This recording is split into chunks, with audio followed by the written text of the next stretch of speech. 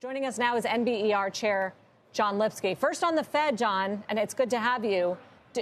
75 basis points is baked in the cake. Do you expect Fed Chair Powell to start laying the groundwork for a smaller hike in December? It's certainly possible, but I think it's going to be very data dependent. I think that we'll continue to insist on that approach.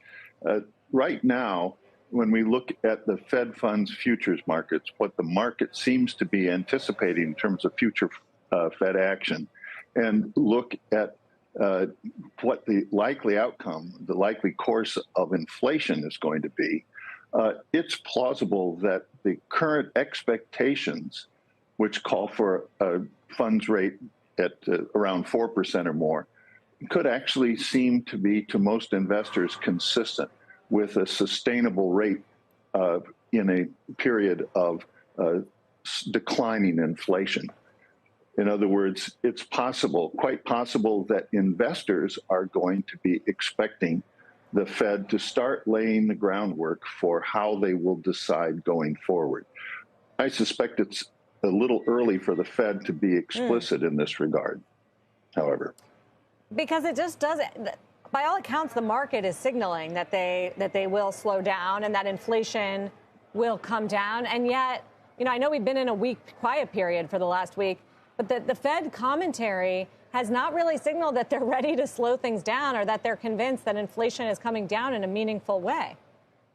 Well, certainly the Fed's, it's been obvious for some time that the Fed started late, underestimated the force of inflation, needed to gain credibility and to convince investors that they were serious about raising rates and about acting on inflation. At this time, it's not obvious that they need to be a lot tougher than is already anticipated, for example, through the dot plots, given what markets seem to expect is happening with the economy.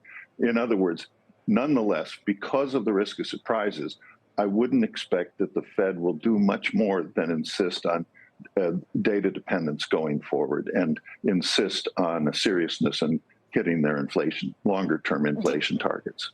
Well, on that data dependence, do you expect the next jobs report to show signs of weakness? We've been looking for it, and it really hasn't shown up in a big way in the monthly jobs numbers or in the wage numbers. You're correct. Certainly the growth in employment seems to be consistent with a tendency toward at least trend growth or even a little bit above trend. Nonetheless, the innards, if you will, of the employment data, as many have pointed out, seem to suggest that there's a slight slowdown or a slowdown underway in the force of new hiring. So let me ask you a question. Everybody, even the Fed, has said that the monetary policy hikes hit with a lag. So we're going to feel the brunt of the impact on economic weakness, say, next year. We've had 4 jumbo-sized rate hikes. What does that lag look like to you? How many months and how severe do you think of a slowdown we're going into? Well, in the old days, we would call that a $64 question.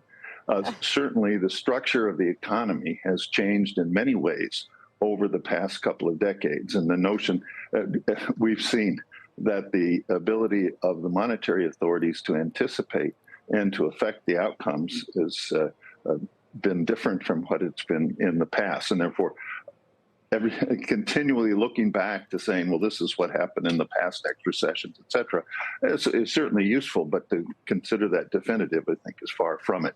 The important point that I was trying to make is right now, the anticipated Fed position, consistent with the dot plots, seems to be consistent with what markets expect is necessary to keep inflation in the medium term under control and to keep inflation expectations under control.